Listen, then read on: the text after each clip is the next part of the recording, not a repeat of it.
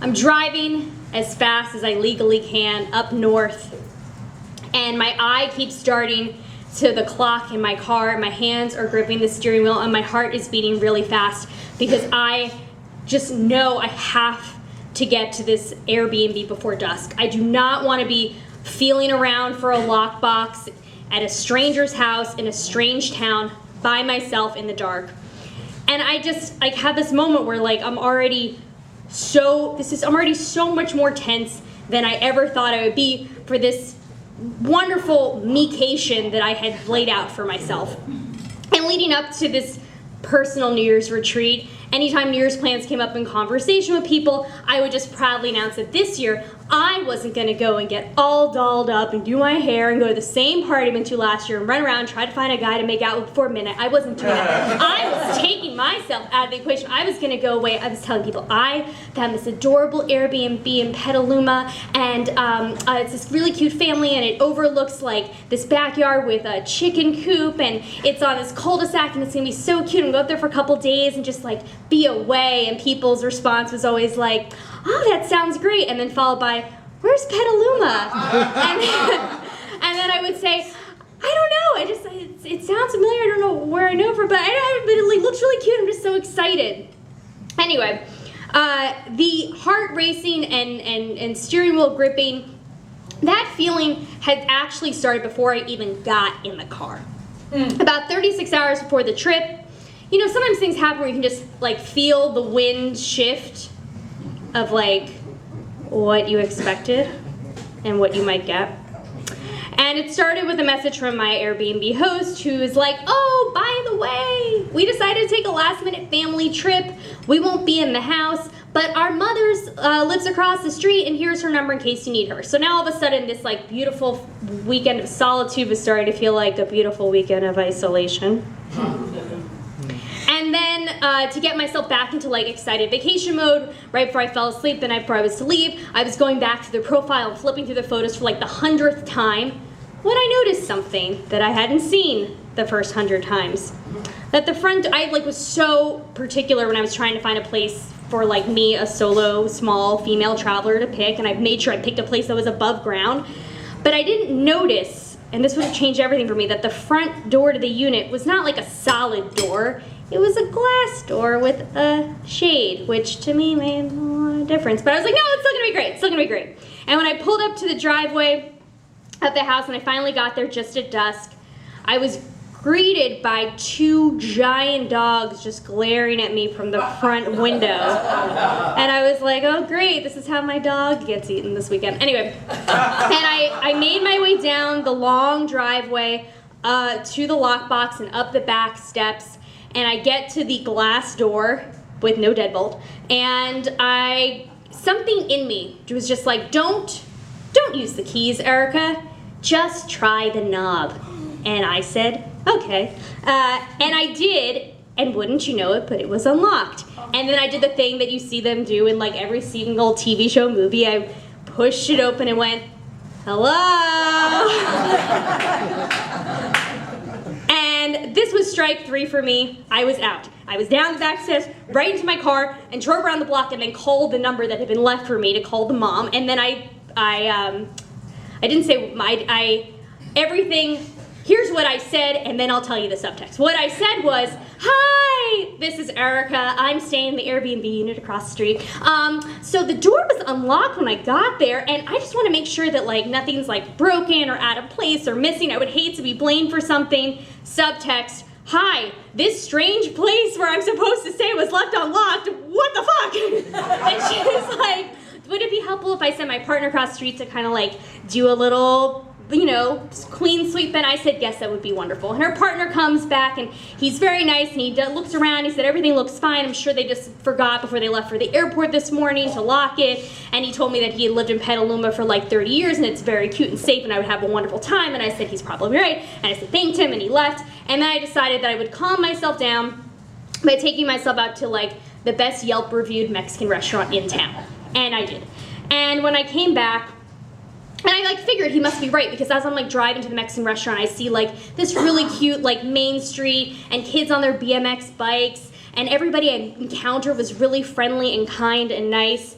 But when I pulled back into the driveway at the dark, it just seemed so much darker, and the driveway seemed like so much longer as I made my way back up the steps.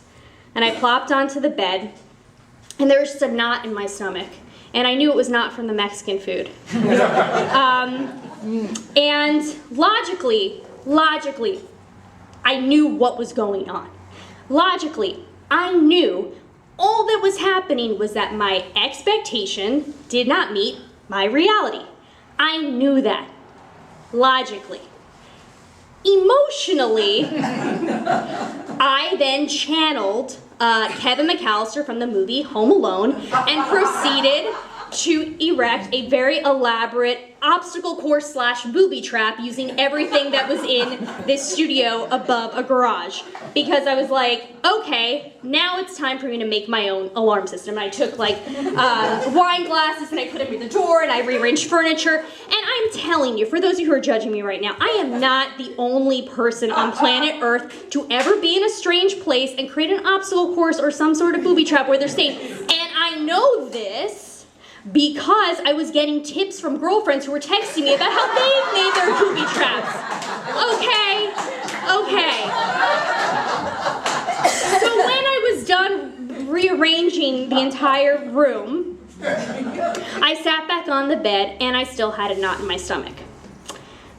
And I figured I must still need to combat the emotional side with more logic and more facts. Now, what I did next, your response, I welcome any and all audience participation because it deserves a groan, as loud as you feel appropriate. Okay?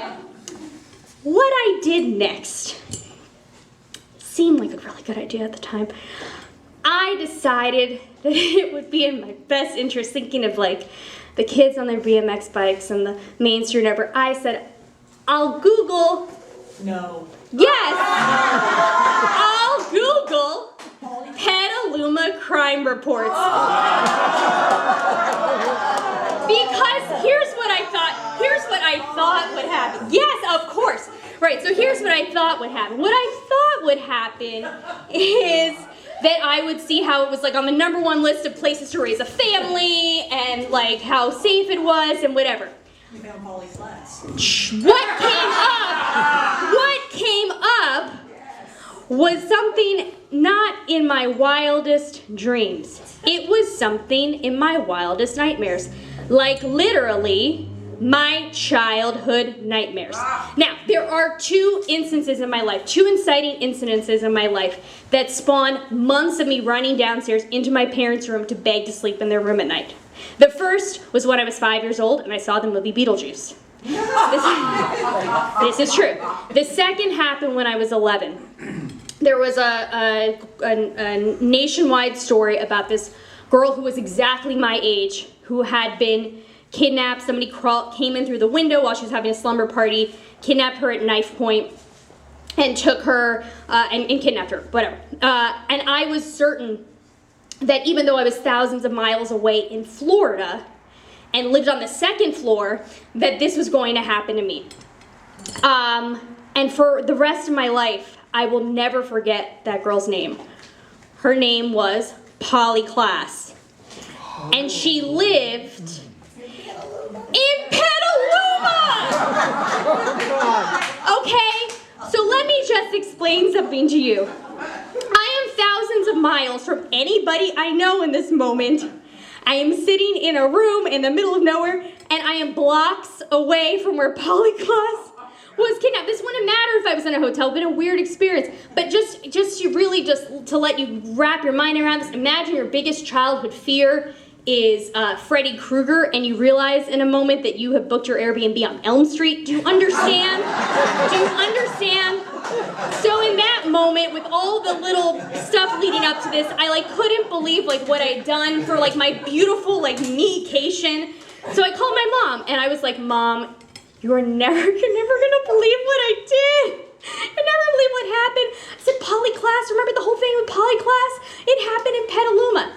My mom's response was, God bless her, she goes, I know. I knew the moment you told me you booked the trip. we didn't want to tell you. You just seemed so excited. And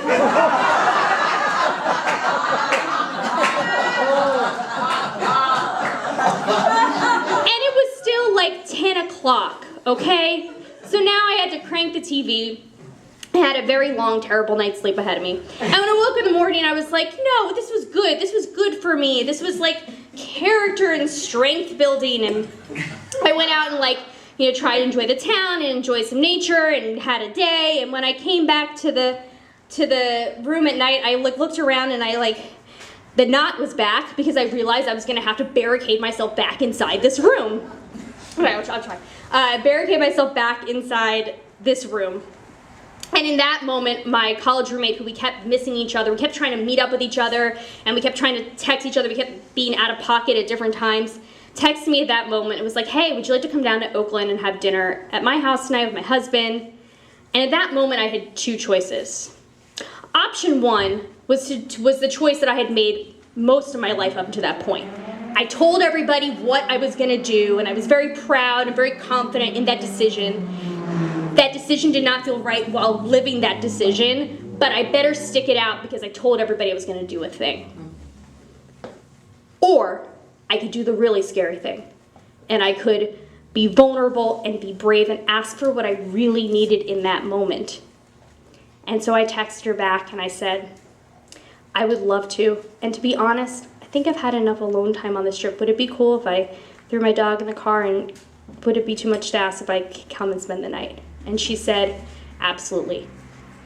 You guys, I had never packed so fast in my entire life. I threw the lock in the lockbox and I was like, I don't know what I'm gonna do, but I might never come back here. And as I drove down the 101 down to Oakland that night in the dark, I was just like, tears were coming down my face, and they were tears of relief. They were tears of gratitude for this weird, bizarre, strange dark night of the soul that I had concocted for myself. But it was also this moment, you get to an age, obviously, where when something scares you, you don't have a parent or somebody to run into their room at night. You are that person. And I got to this moment in myself where I was like, I don't care. For the rest of my life, I made this deal with myself. For the rest of my life, if something doesn't feel right to me, if I feel that knot in my stomach, I don't have to fucking justify that to anybody. I will do whatever I have to do to make me feel okay. Whatever that is, and it doesn't matter what anybody else thinks. And I got to Oakland that night. I had the best night's sleep I've had in a long time. And I'm so eternally grateful for that lesson. And the only question left is this: how the hell do I put that in my AirBNB review?